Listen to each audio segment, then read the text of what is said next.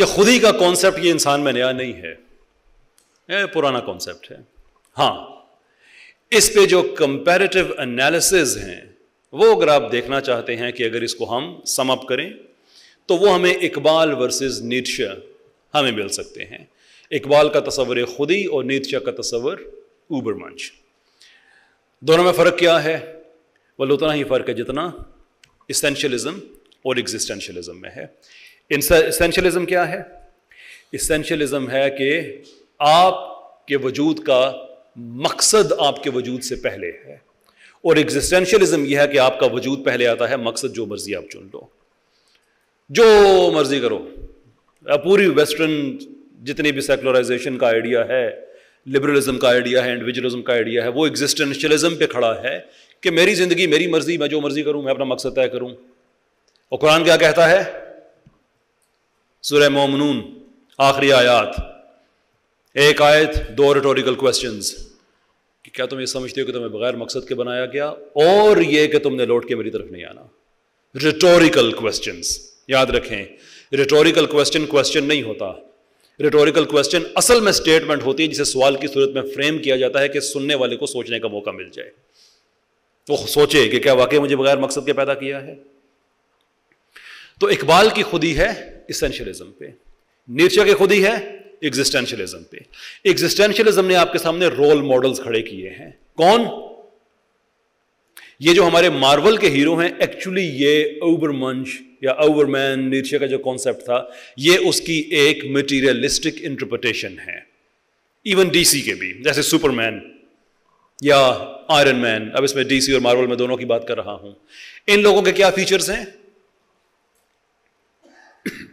ان کے فیچرز یہ ہیں کہ ان کو درد نہیں ہوتا، زخم جلدی بھر جاتا ہے، اڑ سکتے ہیں، وغیرہ وغیرہ وغیرہ۔ عام انسانوں والی کوالٹی کوئی نہیں ہے۔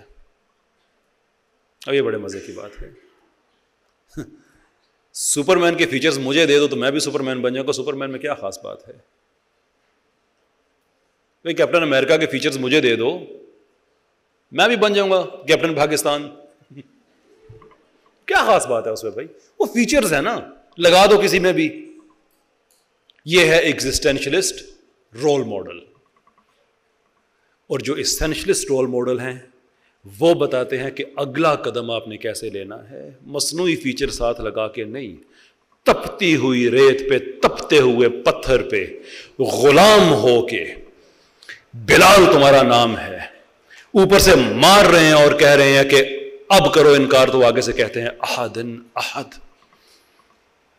کوئی کیپٹن امریکہ والا فیچر نہیں ہے، کوئی سپر مین والا فیچر نہیں ہے، لیکن ہمیں بتا رہا ہے کہ اگلا قدم لینا ہے تو کیسے لینا ہے۔ یہ تمہارا رول ماڈل ہے۔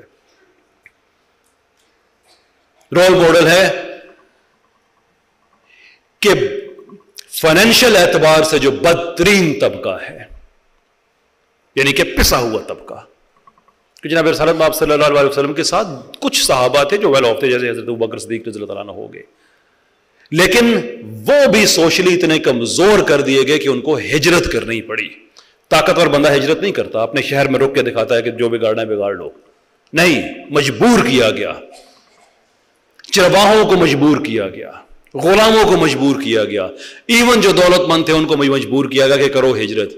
اور بدر میں ان لوگوں کے سامنے لا کھڑا کیا جنہوں نے ان کو مجبور کیا تھا۔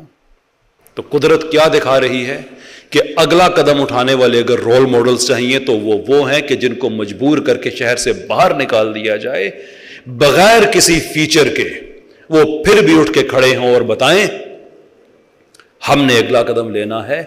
کوئی ہمارے پاس مٹیریلسٹک فیچرز نہیں ہیں، نہ اڑنے کی صلاحیت ہے، نہ درد جلدی ختم ہونے کی صلاحیت ہے، نہ ہی ہم بلٹ پروف جسم رکھتے ہیں، نہیں، لیکن ہم تمہیں بتائیں گے کہ اگلا قدم کیسے اٹھایا جاتا ہے۔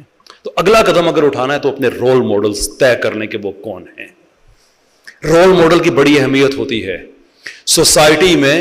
یہ جو ہماری یہ جو کاسمیٹکس، ایستھیٹک بیوٹی، یہ جو انڈسٹری ہے، یہ رول ماڈلز کریٹ کرتی ہے کہ اس کے ذریعے آپ کریم خریدیں گے، پاؤڈر خریدیں گے، اینڈ سو فورتھ، لوشنز جو بھی ہے، کیونکہ رول ماڈلز کو ان کی اہمیت کا پتہ ہے، اینڈ دے امپریس یو۔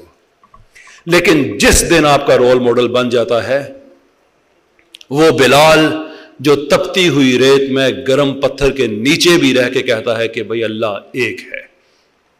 جس دن وہ حسین ابن علی بن جاتا ہے جو آپ کا رول ماڈل، کیپٹن امریکہ نہیں بلکہ صحرائے کربلا میں ایک بے گورو کفن لاش جس دن آپ کی رول ماڈل بنتی ہے، آپ کو پتا چلتا ہے کہ اگلا قدم کیسے اٹھانا ہے. Because that is how you do it. Feature تو کسی کو بھی لگا دو، اگلا قدم نہیں اٹھائے گا تو کیا کرے گا؟ فیچر اٹھانے کے لیے جو اللہ کے رسول صلی اللہ علیہ وسلم نے کہا، حدیث مفہوم اس کا، یار بڑی جلدی کر دیتے ہو تم لوگ، تم سے پہلے والے لوگوں کے سروں پہ آرے چلے تھے، لوہے کی کنگیاں چلی تھیں ان کے جسموں پہ. But they knew کہ ہم نے اگلا قدم اٹھانا ہے تو کیسے اٹھانا ہے.